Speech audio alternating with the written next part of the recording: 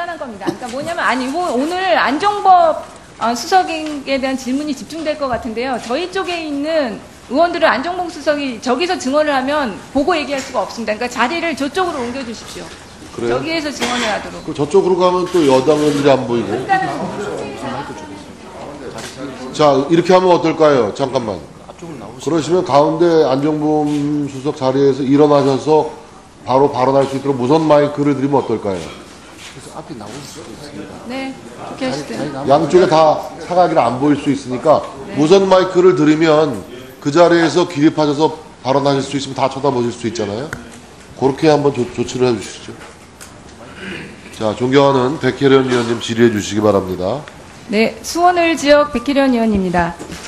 지난달 22일 대통령께서는 최순실 게이트 사건에 대해 난무하는 비방과 확인되지 않은 폭력성 발언들이 우리 사회를 혼란을 가중시키다 말씀하셨는데 어제 발언을 보고 정말 뜨악했습니다.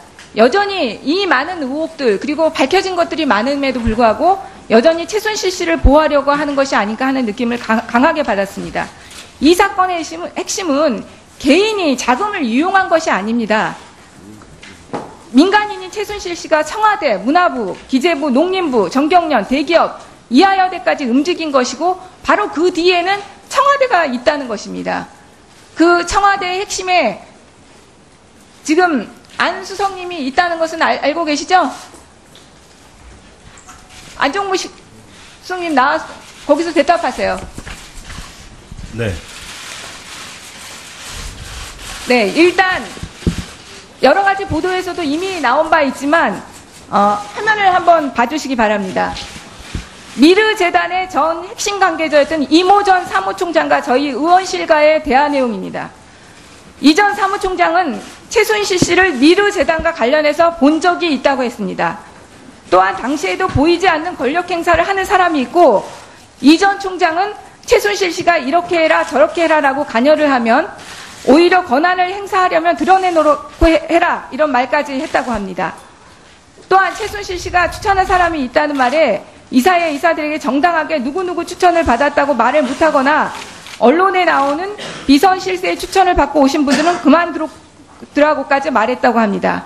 지금 이모 전 사무총장은 날짜별로 77개의 녹음 파일을 갖고 있고 이제 재단 주인이 누군지 드러났고 이승철 부회장이 말하는 재단의 정상화는 사실 불가능하다고 말했습니다. 미르는 2명만 공채로 뽑았고 나머진 다 추천이었고 재단의 사업을 진행하는 핵심 부서인 경영지원본부는 인터뷰도 못하고 채용을 했다고 했습니다. 그리고 미르 재단의 기업 화면 넘겨주세요. 기업 모금 관련해서는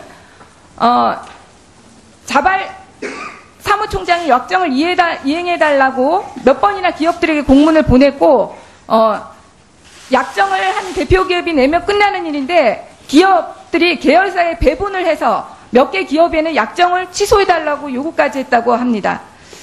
자, 이제 안종범 수석님께 질의하겠습니다. 하나 듣겠습니다. 틀어주세요. 안석이 저한테 그만두라고 명령을 한 게 아니고 그게 명령으로 나왔잖아요. 그게 아니고 제가 구설수에 올라온 얘기를 한 거예요. 사람들이 그만뒀으면 좋겠고 그 사람들은 사업 못하고 내가 개인 사업을 하러 기업들 만나서 개인 사업을 하러 다닌다는 거 나를 밀어내려고 하는 사람들 내보내려고 하는 사람들의 그런 정보를 듣고 저한테 이제 전화를 해준 거죠. 내부에서 그런 얘기를 했었죠. 그리고 내부 들으셨으니까 저한테 안석이를 어떻게 하느냐 꿀배랑이랑 사업 때문에 여러 차례 만났으니까 녹취파일 끄고 화면으로 틀어주세요. 화면으로 이제. 부장님은 그럼 어떻게 미르 들어가셨어요? 저요? 추천 들었죠. 누가 추천했는데요? 녹취파일 끄고 PPT 화면으로 돌려주세요. 네. PPT 화면으로. 녹취 파일은 안수성님과 관계된 내용입니다. 수성님, 지금 이 사람이 지금 검찰에서 어제 미르재단 관계자들에 대한 통화 내역 조회에 들어갔습니다. 그리고 이 사람의 진술에 의하면 녹음 파일 77개를 가지고 있다는 점을 명심하시고 지금 이중으로 처벌받을 수 있다는 점 명심하시고 대답하시기 바랍니다. 예. 2015년 4월 4일 미르재단 사무총장한테 전화하셨습니까? 네, 전화했습니다. 미르재단 사무총장은 어떻게 알게 된 사이입니까? 미르재단 사무총장은 미르재단이 출범하고 난 뒤에 그 재단의 임원진들을 인사하는 자리에서 처음 봤습니다. 그 말은 안종범 수석님께서 직접 미르재단에 관여하셨다는 말인가요? 아닙니다. 미르재단과 여러 재단들이 중요한 일을 한다고 해서 왔을 때 다들 여러 사람들이 같이 인사한 자리였습니다. 일개 재단의 사무총장과 이렇게 개인적으로 통화하실 정도로 가깝습니까? 한가하십니까? 아닙니다. 그 개인적인 용무로 전화한 적은 없습니다. 이 사람의 지금 녹취록이 너무 길어서 제가 다 못 들었는데요. 4월 4일 안수석한테 전화가 왔다. 당시 재단에서 나에 대해 안 좋은 소문이 있어서 알려주러 연락이 왔답니다. 이 내용으로 통화하셨어요? 네, 그런 내용으로 통화했지만 인사에 개입한 사실은 인사 관련된 이야기는 단 한마디도 하지 않았고 구체적인 사안은 지금 수사 중이기 때문에 분명히 밝혀질 겁니다. 그리고 이 사람 말은 에콜페랑디 사업으로 여러 차례 수석님을 만났답니다.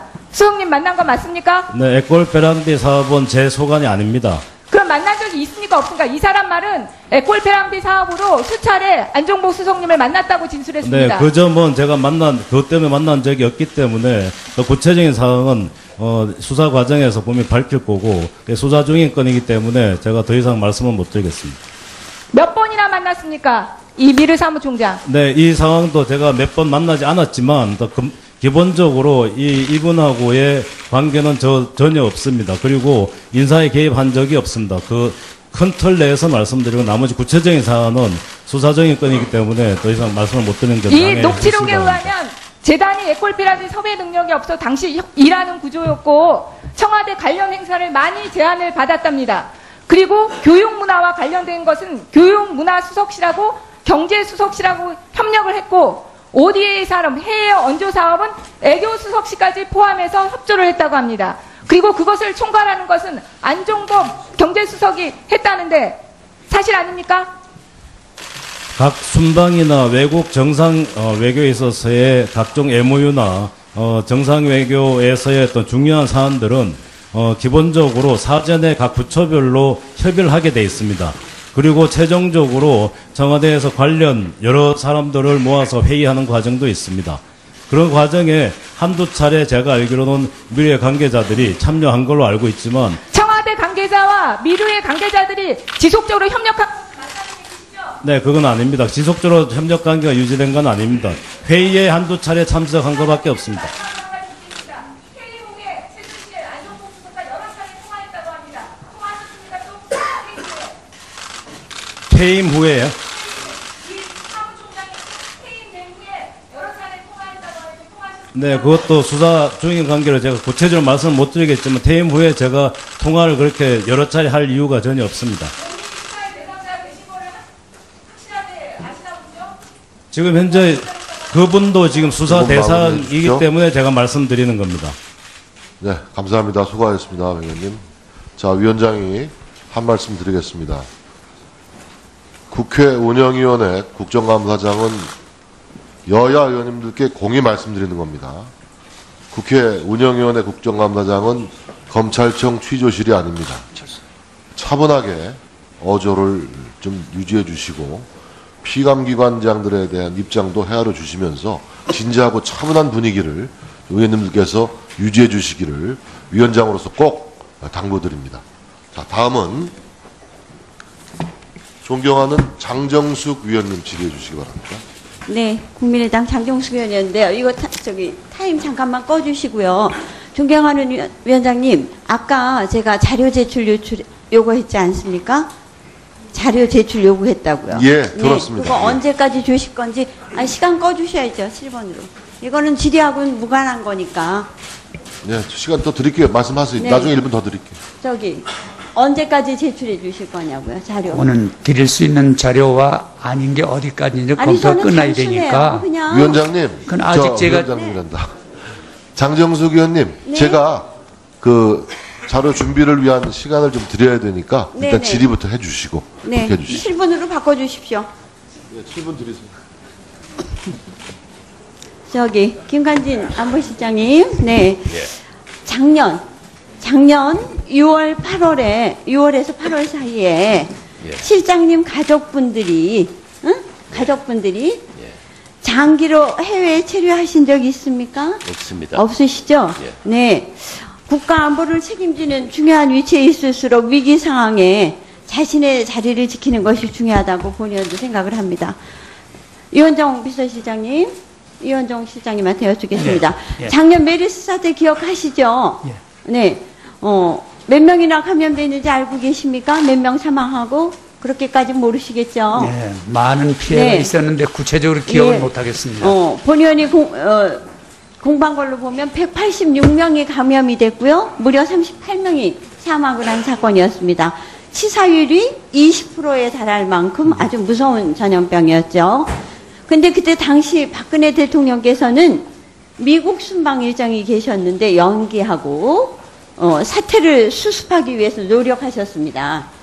초기 대처에 실패했던 그 당시 보건복지부 장관이 누구셨냐면 문영표 보건복지부 장관이 결국 사퇴까지 했습니다. 그러한 사실을 알고 계신가요? 네. 네. 온 국민이 이렇게 메르스 공포에 떨고 있었던 시기입니다. 사태를 수습해야 할 오병우 민정수석이 메르스를 피해서 해외로 가족들을 내보냈다 하는 제보가 본의원 방으로 제보가 들어왔습니다. 의혹을 제기하는 제보가 들어온 게 7월 22일이었습니다. 그랬는데 그게 이제 어떤 식으로 들어왔냐? 메르스 당시 우병우 수석의 처와 처형, 처제 그리고 이종 사촌 뭐 한 2명 중 한 3명이 우수석의 막내 아들이 유학 중인 미국으로 출국을 했다. 어떻게 생각하십니까? 거기에 대해서?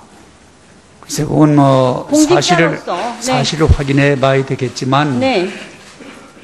본인이 나갔다면 그거는 본인이 뭐 나간 게 아니라 문제라고 생각하지만, 뭐 본인이 나가는 거는 말할 글쎄, 수도 없는 이 가족들은 뭐 일이니까, 직접 공무원 그러지 신분은 네. 아니니까.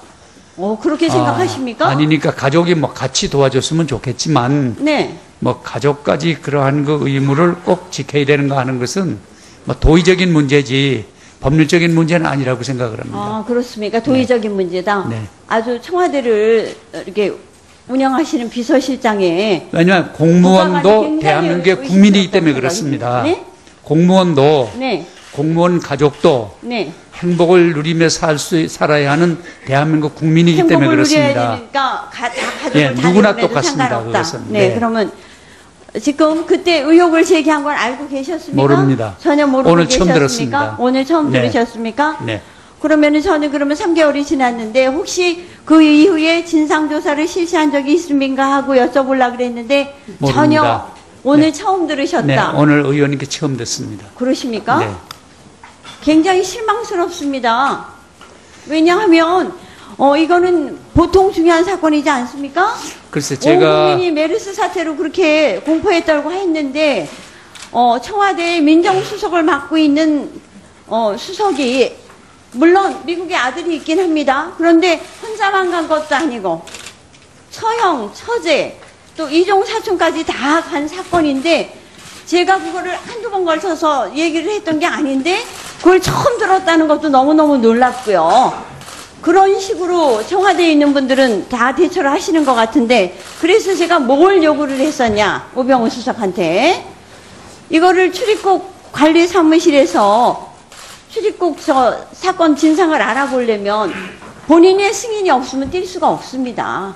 그래서 사실인지 아닌지를 제가 언론에 물어봤었는데 전혀 답변도 없고 지금 뭐 심지어 비서실장님까지 들어본 바도 없고 오늘 이 자리에서 처음 안다라고 하니까 글쎄요 제가 이렇게 오늘 운영위원회에서 국감 자리에서 더군다나 질의를 하는데 그러한 질의서조차도 전혀 청와대에서는 사전조사를 안 합니까? 청와대가 아니라 네. 제가 같이 일하는 저희 직원들에 대해서야 네. 지도 감독권도 있고 잘못했던 책임도 있습니다. 네, 그러면 그러나 그 묻겠습니다. 가족까지 시간이 제가 없으니까. 지도하거나 감독할 수 있는 범위를 알겠습니다. 넘어섭니다. 가족들의 출입국 기록만 조사하면 되는 어렵지 않은 문제라고 생각하는데 그럼 실장님 입장에 만약에 당신이 그런 입장이라고 한다면 오해 불식시키기 위해서 출입국 관리실 사실기록 띄시고 싶으십니까? 안 띄시고 싶으십니까? 그게 법에 잘못됐다든지 네. 사회적으로 엄청난 그 부작용을 일으켰다면 할 만한 일이지만 그러나 국민들은 공무원 개인의 공부하고 사생활에 있습니다. 관해서 네. 더구나 가족의 사생활에 관해서까지 과연 해야 되는지를 생각해 봐야 되겠습니다. 아, 그러십니까? 제가 본의원이 생각할 때는 이거는 당신이 우병우 수석, 제가 우병우 수석의 입장이 되면 당연히 안 갔다라고 하면 띄어서 보여줄 것 같습니다. 왜 의혹을 받습니까? 그렇지 않습니까? 아까 우리 존경하는 이원정 실장님께서는 행복을 추구할 권리 있다. 당연히 있습니다. 그렇지만 온 국민이 메르스 공포에 떨고 있는데 당신의 행복 추구권을 위해서 공무원인 입장에서 그런 식으로 옹호하는 건 아니라고 생각합니다. 오늘 말씀 주신 네. 것을 계기로 해서 공무원 자신뿐만 아니라 네. 공무원 가족들도 좀 모범이 되도록 이렇게 생활하도록 제가 많은 지침을 하도록 하겠습니다. 천만에요. 이러다 보니까 우병우 수석이 민정수석 아닙니까? 모든 인사 관리 검증 다 하고 계시죠? 얼마 전에 이철성 경찰청 후보 우리가 인사청문회 했습니다. 음주운전뿐이 아니라 어떻게 했습니까? 알고 계시죠? 얘기 한번 해보시죠. 네? 신분을 속였습니다. 그런 사람 검증한 사람이 누굽니까? 우병우 당사자 아닙니까? 그래서 모든 거 알아보려고 나오라고 그랬는데 나오지도 않습니다, 지금. 기관 증인이니까 당연히 나와야 됩니다.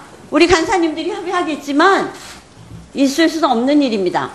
지금 청와대 이원정 실장님부터 모든 관계자 여러분들이 그런 사고방식을 갖고 계시다라고 하면 우리 국민이 뭐 때문에 세금을 내고 있어야 되는지 모르겠습니다. 너무 기가 막힌 현실입니다. 청와대에 있는 사람은 행복 추구권을 갖는 거 아닙니다. 지금 온 국민의